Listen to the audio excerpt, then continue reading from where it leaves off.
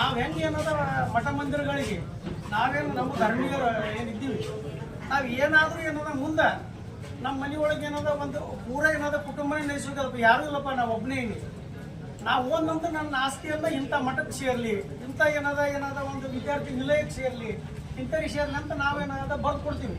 ಹೆಂಗೆ ಬರ್ದು ಕೊಡ್ತೀವಿ ಅಂತಂದ್ರೆ ಏನದ ಬಿಲ್ ಅಂತ ಕೊಡ್ತಿದ್ದೀವಿ ನಾವು ಓದ್ತದ ನಂತರ ಅವ್ರಿಗೆ ಆಗಲಿ ಅಂತೇಳಿ. ಹಂಗೆ ಅವ್ರ ಇಸ್ಲಾಂ ಧರ್ಮದೊಳಗೂ ಏನಾದರೂ ಏನಾದರೂ ಒಂದು ಕುಟುಂಬ ನಶಿಸಿ ಹೋಗಲಿ, ಜಾಸ್ತಿ ಆಸ್ತಿ ಇರಲಿ, ಏನೇ ಇರಲಿ, ಅವ್ರು ಏನಾದರೂ ಬಿಟ್ಟು ಕೊಟ್ಟರೆ ಒಟ್ಟು ಮಂಡಳಿಗೆ ಹೋಗ್ಬೇಕಂತೇಳಿ ಏನಾದ ಕಾಯ್ದೆ ಅದ. ಆದರೆ ಇವತ್ತು ಆ ಕಾಯ್ದೆಯನ್ನು ಬದಿ ಒತ್ತಿದ್ರು. ಏನು ಮಾಡಿದ್ರು ಅಂತಂದ್ರೆ ಯಾರು ಕೊಡೋದು ಬೇಡ, ಏನು ಬೇಡ, ಯಾರು ಭೂಮಿ ಯಾವ ಊರಾಗ ಏನದ ಅಧಿಕಾರಿಗಳಿಗೆ ಆದೇಶ ಮಾಡೋದು ಅಧಿಕಾರದಿಂದ ಕೊಡ್ಕೊಂಡ್ಬಿಟ್ರೆ ಎದಕ್ಕೆ ಒಟ್ಟು ಮಂಡಳಿ ಯಾರಿಗೂ ನೋಟಿಸ್ ಇಶ್ಯೂ ಆಗಿಲ್ಲ, ಯಾರಿಗೂ ಇದೇನಾದ್ರು ಗಮನಕ್ಕೆ ಬಂದಿಲ್ಲ. ಯಾವಾಗೋ ಏನೋ ಕೆಲಸಕ್ಕೆ ಹೋದಾಗ ತೆಗೆದು ನೋಡಿದಾಗ ಪಾಣ್ಯಾಗ ಬಂದದ. ಇದನ್ನ ಗಮನದಲ್ಲಿ ತಗೊಂಡು ಭಾರತೀಯ ಕಿಸಾನ್ ಸಂಘ ಇವತ್ತು ಇಡೀ ರಾಜ್ಯಾದ್ಯಂತ ಏನಾದರೂ ಚಳವಳಿಯನ್ನು ಹಮ್ಮಿಕೊಂಡದ್ದು. ಇದು ಪ್ರಥಮವಾಗಿ ನಮ್ಮ ಬಾಜು ಏನಾದ್ರು ಜಿಲ್ಲೆಯಾದಂಥ ಬಿಜಾಪುರ ಜಿಲ್ಲೆಯಿಂದ ಏನದ ಪ್ರಾರಂಭವಾಯಿತು.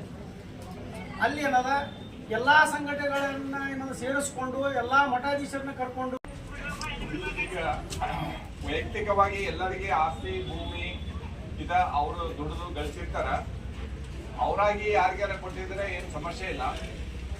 ಯಾವುದೇ ರೂಲ್ ನಿಯಮದಲ್ಲಿ ಅವ್ರು ಕೇಳದೆ ಹೇಳದೆ ಕಸ್ಕೊಳ್ತಾರ ಅಂತಂದ್ರೆ ಗೌರ್ಮೆಂಟ್ ಅವ್ರಿಗೆ ಯಾರಿಗೆ ಇಷ್ಟು ಜನ ಲೀಡರ್ಗಳು ಬುದ್ಧಿಜೀವಿಗಳು ಇದ್ದಾರಲ್ಲ ಅವ್ರಿಗೆ ತಲೆಗೆ ಏನಾರ ಐತ ಇಲ್ಲ ಗೊತ್ತಿಲ್ಲ.